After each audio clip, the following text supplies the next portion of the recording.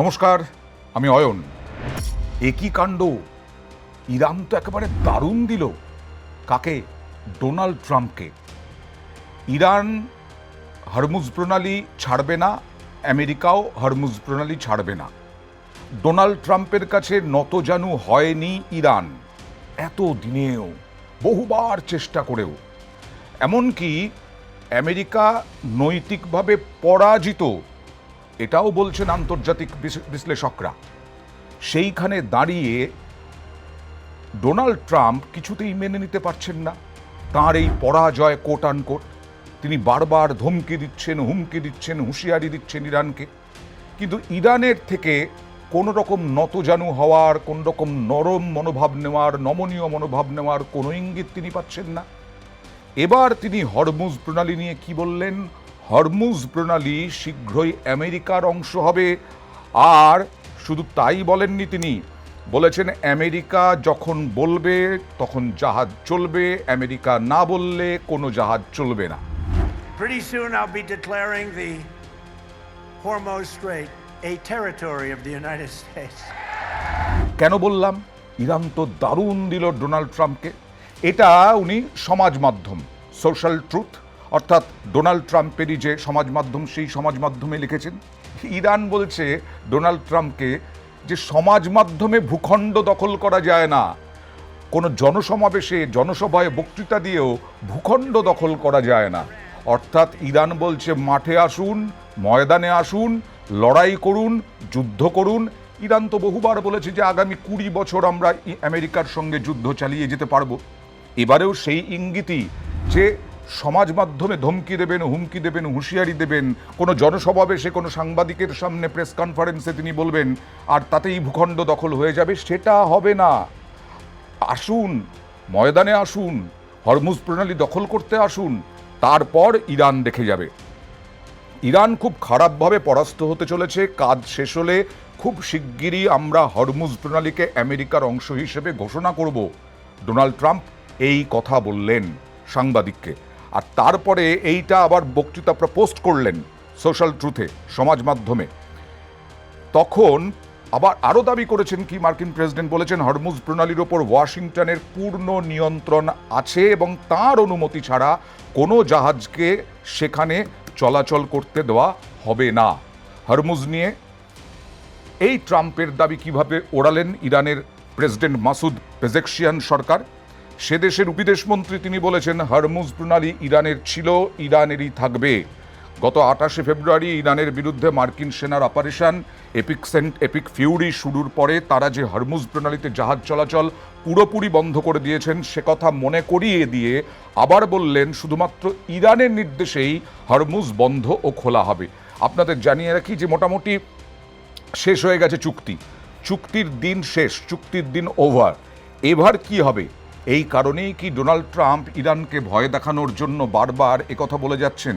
সাংবাদিকদের সামনে বলছেন সোশ্যাল ট্রুথে, অর্থাৎ তার যে সোশ্যাল মিডিয়া, সেই সোশ্যাল মিডিয়ায় পোস্ট করছেন বারবার করে।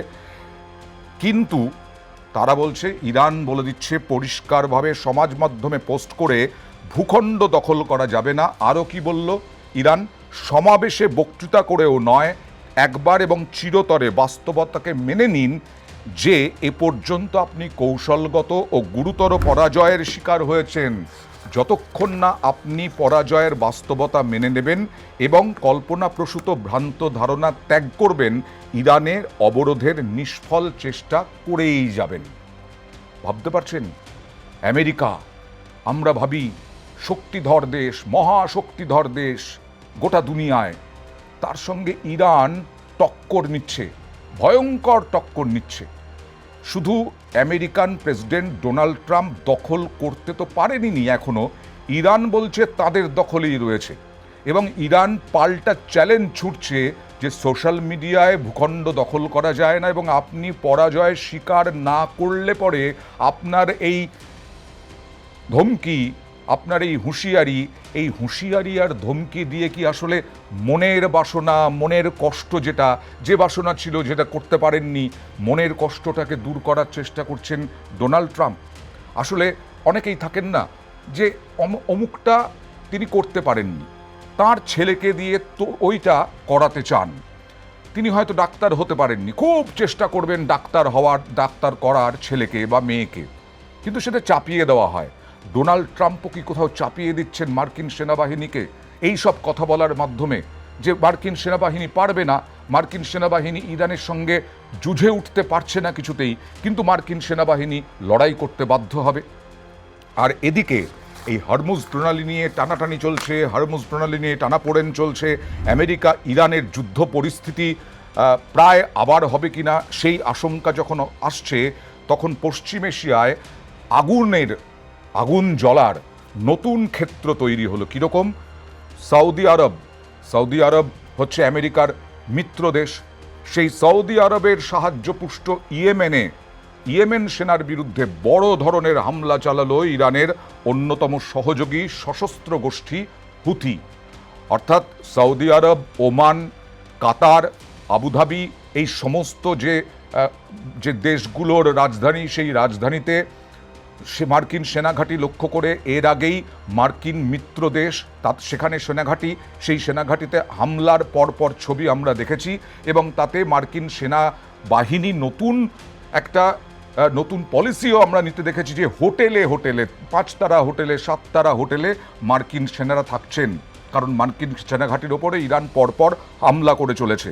এখানে শুধু নয়, সৌদি আরবের সাহায্যপুষ্ট ইয়েমেনেও হামলা চালানো হলো, এবং যা জানা যাচ্ছে ইয়েমেনের মধ্যাঞ্চল এবং পূর্বাঞ্চলে ধারাবাহিক হামলায় অন্তত 30 জন ইয়েমেন সেনা নিহত হয়েছেন বলে রয়টার্স জানাচ্ছে, সংবাদ সংস্থা জানাচ্ছে, এবং আরও প্রায় 50 থেকে 100 সেনা আহত হয়েছে।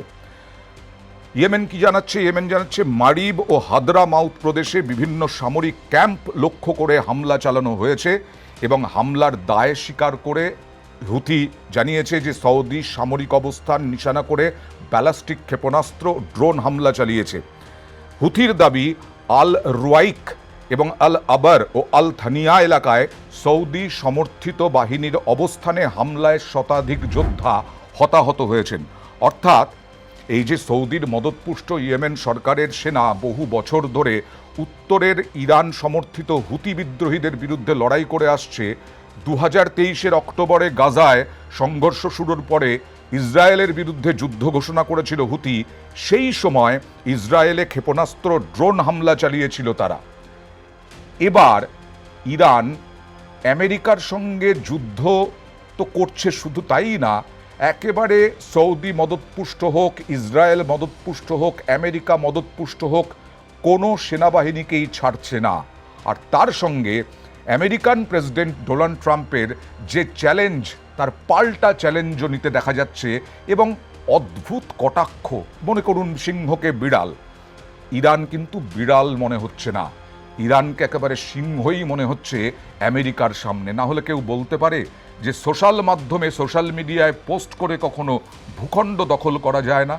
আমেরিকার প্রেসিডেন্ট ডোনাল্ড ট্রাম্প যেরকম দাম্ভিক, যেরকম অহংকারী, সেখানে সেই দাম্ভিকতাকে, অহংকারকে ধাক্কা মারা ইরানের সোজা কথা নয়।